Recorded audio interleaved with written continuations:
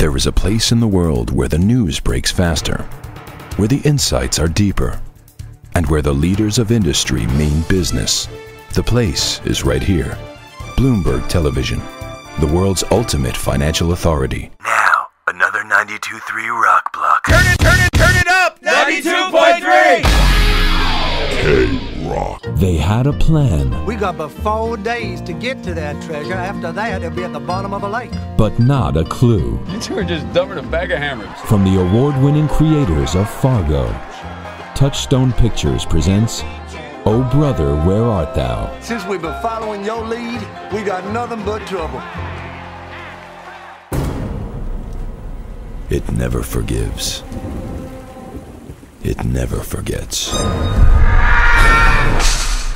The Grudge, coming to DVD this Tuesday. When you hear this, Taking away the moments that make up a dull day. you're listening to Arbitron rated #1 in America for classic rock. Q 104.3. The War for Independence. The first phase, New England.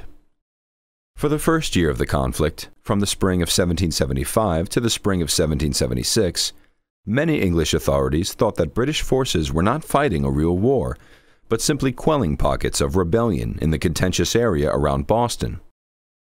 After the Redcoats withdrew from Lexington and Concord in April, American forces besieged them in Boston.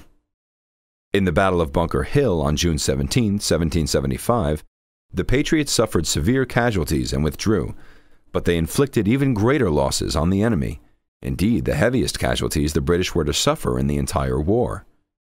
The siege continued.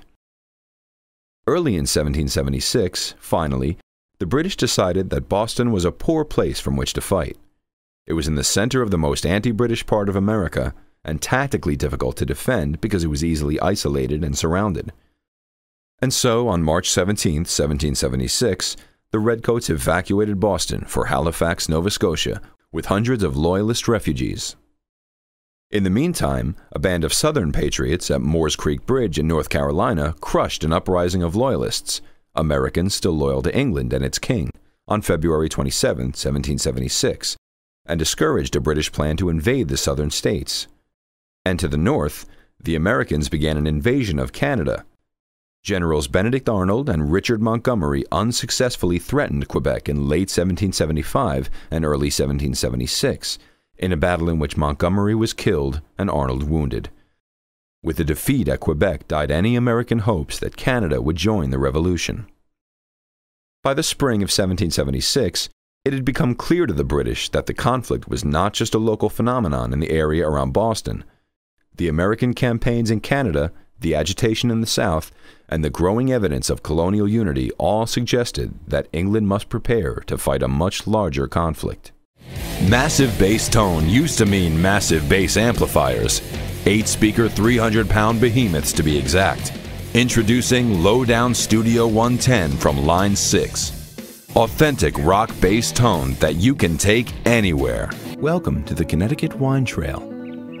The trail will take you through some of Connecticut's most scenic and historic towns, and its most beautiful vineyards. Rock stars go to cool places that guidebooks never tell you about. Did you know that when David Lee Roth's tour bus rolls through New York City, he stops at Chelsea Pier to go kayaking around Manhattan? Have you ever looked up on a clear, dark night and been completely overtaken with how serene the universe seems? Well, it's not. Every day, the universe is witness to explosions so violent they would fry our puny planet in an instant. The British defeated the French and their Indian allies in the French and Indian War. The result was British control over most of North America.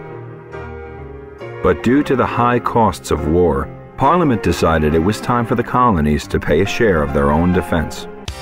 Your supervisors are in key positions, affecting your motivation and your performance. In part 1 of this training seminar, you'll learn how to work with them as a team, helping your department run smoothly and effectively.